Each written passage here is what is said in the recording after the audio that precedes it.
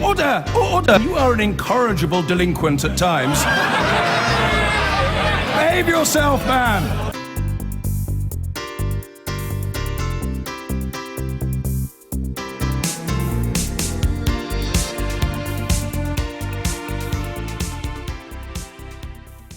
Indeed. Right, well, let's move from, well, David Cameron told MPs yesterday that his party had managed resignation, nomination, competition and coronation, all before Labour had decided the rules for choosing its next leader. Well, today the party is confirming those rules, but the contest is anything but straightforward and looks increasingly angry. Here's Mark Lebel. It was a very difficult meeting. It was highly emotionally charged. There was a number of colleagues were very, very upset during the meeting, including myself. And there were a number of threats made. There are a number of votes that were obviously crucial in determining the future of the Labour Party. Jeremy Corbyn emerged from Tuesday's fractious marathon emergency session of Labour's governing body after a torrid 2 weeks. Having suffered a vote of no confidence by fellow MPs and facing a leadership challenge, a vote on whether he could automatically stand again went his way. I'm delighted to say the Labour Party National Executive has decided that an incumbent is automatically on the ballot paper, so I'm on the ballot. But he may come to rue his decision to leave the crucial meeting at which he had a vote early. Jeremy Corbyn then left the room, went to greet some of his supporters outside to see the media, and the NEC then made some other quite significant decisions about that contest, and that gave Jeremy Corbyn's opponents on the NEC and in Labour more widely some hope that they can beat him. 251,000. It was all so different last September. Jeremy Corbyn beat off rivals for the party leadership with an impressive 60% of the vote. 10 months on, despite losing support from 80% of his parliamentary party, he's refused their calls for him to resign, claiming he's still the overwhelming favourite amongst party members. But now that two former shadow cabinet ministers, Angela Eagle and Owen Smith, have both launched leadership campaigns, a battle over the future of the party is underway.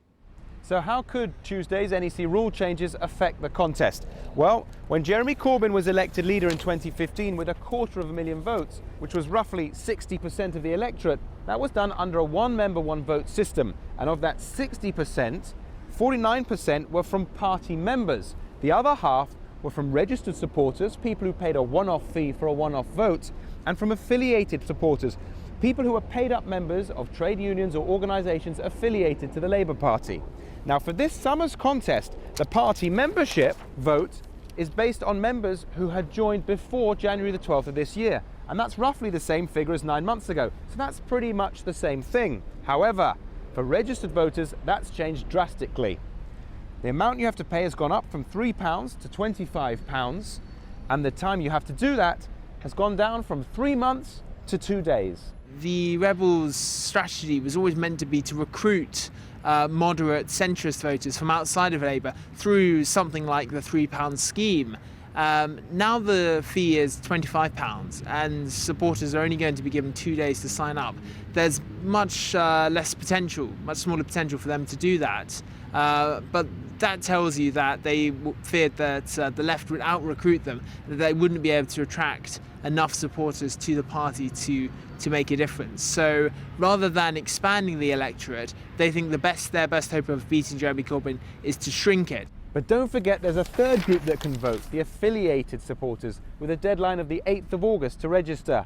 Could the Corbynistas use this route to mobilise their supporters? It was immediately noted by some on the left that you can still sign up for affiliated trade unions such as Unite and get a vote in the contest. But we now understand that potentially cheaper route has been blocked by Labour's procedural committee, who have just ruled that only people who join the affiliated groups before January the 12th will be able to vote, with discussions underway to make their deadline to register earlier than August the 8th.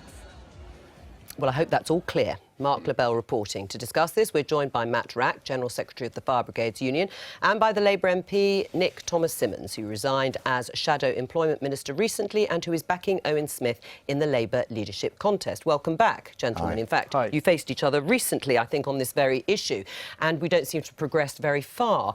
Why does a member who joined 3 months ago have less right to vote in this election than a registered supporter who joins next Tuesday?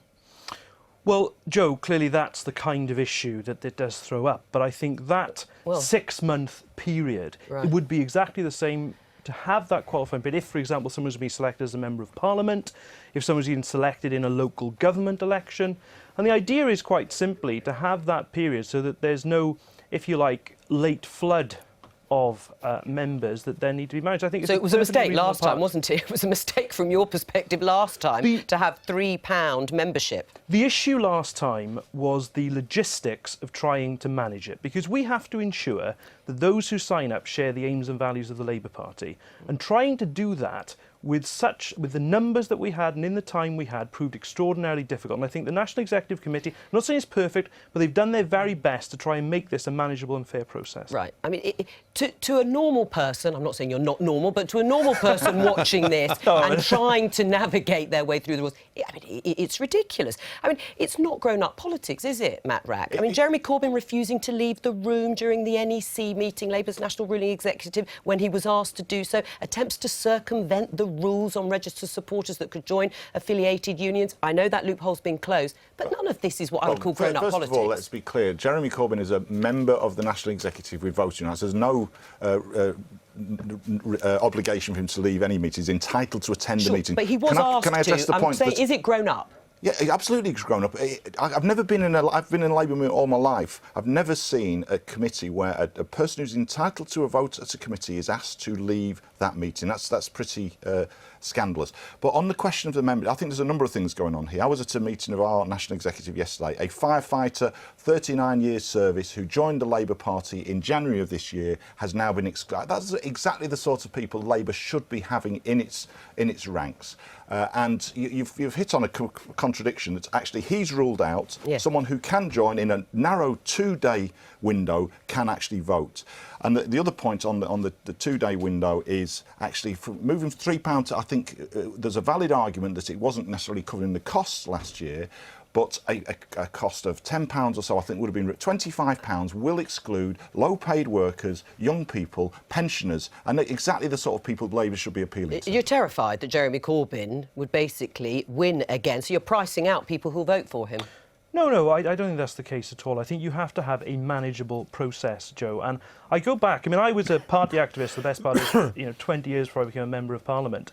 And you have to be able to manage this process. You have to be able to ensure that those who sign up to vote share the aims and values of the Labour Party. And there was a terrific problem in doing that last summer. We have to respond to that, and we have to have a manageable process. These are people who've already joined the Labour Party. About 135,000 people will be excluded who are existing Labour Party members. That's pretty scandalous. But that would have been the same. You know, when I was selected as a Member of Parliament in March 2015, there would have been recent joiners of my constituency party who would have been excluded from voting too, because it gives that management to the process and ensures that those who vote share our aims and values. It's perfectly simple. Are you saying that those people don't, including members of my president of my union, doesn't share Labour values? You know I'm not saying that. It's the process by which you ensure that everyone who joins up does. Right. Let's just have a look at what some people have said about Jeremy Corbyn clinging on to power when his parliamentary party has deserted him, has no confidence in him. Let's say he does get re-elected, Matt Wrack. He still won't have the support of Labour MPs. I interviewed one yesterday, Stephen Kinnock. I've spoken to others. They say they still won't serve in a shadow cabinet. He won't be able to get his domestic agenda through. Let's just look at it in practical terms. He will be failing Labour supporters and Labour voters because there will continue to be no functioning opposition in Parliament, which is where his domestic agenda would be set out. Take the example of Trident on Monday. There'll be nothing that's put forward that represents Jeremy Corbyn's view on Monday. Clive Lewis, the Shadow Defence Secretary, has asked for a free vote. Well, I think that we're now entering a process. I hope it will be a democratic debate about policies, and I would expect Labour MPs to comply and accept the decision of the Labour Party at the end of that process. Right, Matt, I'm sure that Nick will. I'm sure that actually... No, they've said they won't. What people are saying now, and what they say after a contest, I think, may well be two different things. Right, answer the question, though, about the fact that at the moment there's no functioning opposition. Those policies of the Labour Party are not being put forward. That is very regrettable, and that's clearly people have been coordinating this for a very long time, as we discussed the other week.